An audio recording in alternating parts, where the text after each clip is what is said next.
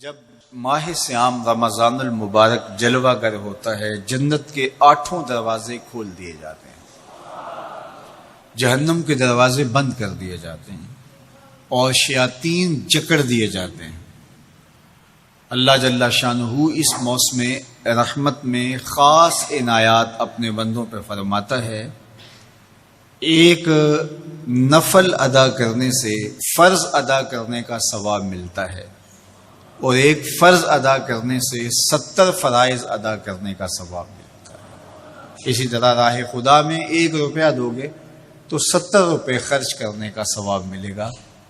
اسی طرح باقی نیکیاں بھی جتنی بھی ہم کرتے ہیں، وہ ایک نیکی کریں گے تو 70 گنا اجر ماہ سیام میں ہمیں نصیب ہوتا ہے۔ اس لیے اہل ایمان کا یہ طریقہ ہے کہ وہ اس مہینے میں کثرت کے ساتھ تلاوت کرتے ہیں، کیونکہ ایک مرتبہ اگر قرآن مجید پڑھ لیا تو 70 مرتبہ قرآن مجید پڑھنے کا ثواب نصیب ہوا۔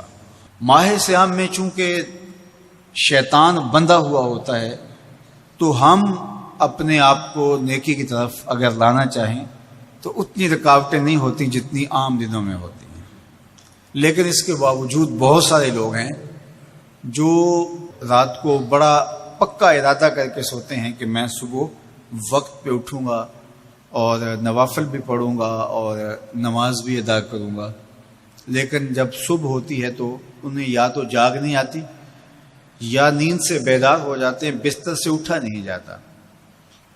جبکہ وہی شخص انہوں نے صبح سبزی منڈی جانا ہو تو چھلانگ لگا کے اٹھتے ہیں اور سبزی منڈی پہنچتے بھی ہیں۔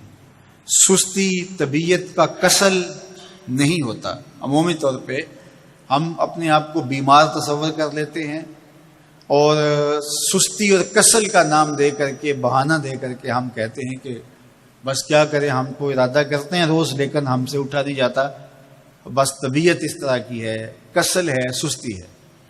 یہ بات ذہن میں رکھیے گا کہ ارادہ کرنے کے باوجود بھی صبح جب ہم اٹھ نہیں پاتے یا کوئی بھی نیکی کا کام ہم کرنے کا ارادہ کرتے ہیں تو ارادہ کرنے کے باوجود ارادہ ہی رہ جاتا ہے، ہم کر نہیں پاتے، تو اس کا سبب یہ ہوتا ہے کہ بہت سارے ہم گناہ کر چکے ہیں اور ان گناہوں کی وجہ سے ہم نیکی کی توفیق نہیں پاتے۔ حضرت حسن بصری رضی اللہ تعالی عنہ نے یہی وجہ اس کی بیان فرمائی ہے۔ تو اس کا بہترین طریقہ یہ ہے کہ توبہ کی جائے، اور توبہ بھی سچے دل سے کی جائے، رو رو کے اللہ سے گناہوں کی معافی مانگی جائے، اور سچے دل سے جب توبہ کی جائے تو پھر سارے گناہ نہ صرف مٹا دیے جاتے ہیں بلکہ ان کو بدل کے نیکیوں میں تبدیل کر دیا جاتا ہے۔ تو ماہ سیام کے اندر پختہ عزم کریں اور اس عزم کو عمل کی شکل دینے کے لیے سچی توبہ کریں کہ ہمارا یہ رمضان اس طرح سے گزرے، یہ مہینہ اس طرح سے بسر ہو کہ ہم اس مہینے میں اللہ تعالیٰ کی قربت حاصل کر لیں، ہم گناہوں سے پاک ہو جائیں اور ہم جو ثمرات ہیں، جو فوائد ہیں اس مہینے کے، وہ ہم سمیٹ سکیں۔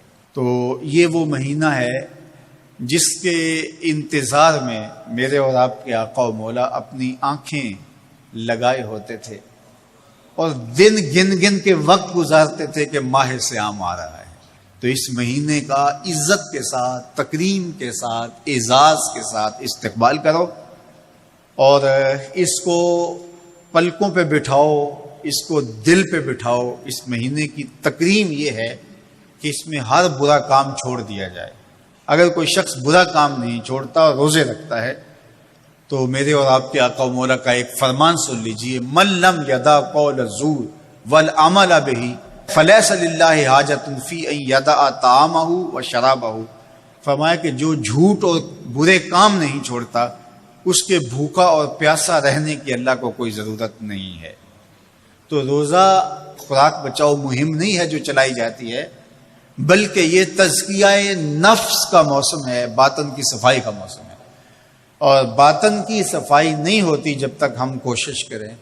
آپ کے بدن پہ بہت ساری میل چڑھی ہوئی ہے اور جمی ہوئی ہے بدن کے ایک ایک عضو پہ میل، تو آپ پانی میں چھلانگ لگا کے باہر بھی آ جاتے ہیں تو میل نہیں اترتی، چلو کچھ نہ کچھ فرق تو ضرور پڑ جاتا ہے، لیکن میل نہیں اترے گی۔ میل کب اترے گی؟ جب آپ اپنے بدن کو مل مل کے اس کے اوپر صابن لگا کر کے اچھی طرح سے اس کو جب اتاریں گے محنت کوشش سے، تو پھر آپ کا بدن مہک جائے گا، ہلکا پھلکا ہو جائے گا، میل اتر جائے گی۔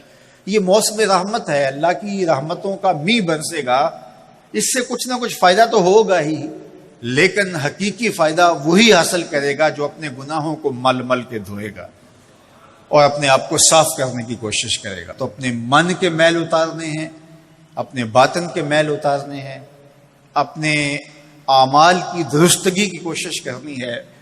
صلاۃ التراویح مسجد میں نہیں آ سکتے تو گھروں میں پڑھ لیجئے، جس طرح بڑی عمر والے لوگوں کو، بیمار لوگوں کو کہا گیا کہ آپ گھروں میں پڑھ لیں، بچوں کو کہا گیا، لیکن چھوڑیے گا نا۔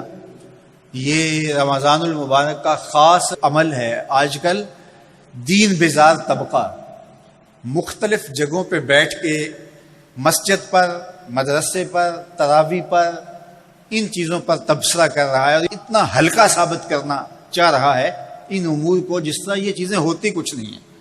جبکہ ماہ صیام کے قیام پر میرے اور آپ کے آقا مولا نے بشارت دیتے ہوئے فرمایا، من قام رمضان ایمانا و احتسابا غفر له ما تقدم من ذنبہ، جس نے رمضان المبارک کی راتوں میں قیام کیا ایمان اور محاسبہ نفس کے ساتھ، اللہ اس کے پچھلے سارے گناہ معاف فرما دیتا ہے۔ یہ بہت بڑی دولت ہے، تو اس دولت کو ضرور سمیٹیے گا، ضرور حاصل کیجئے گا، من کی ستھرائی، عفت اور پاکیزگی کا سامان کیجئے گا۔ اللہ آپ سب کو اپنی امان میں، اپنی حفاظتوں کے حصار میں رکھے۔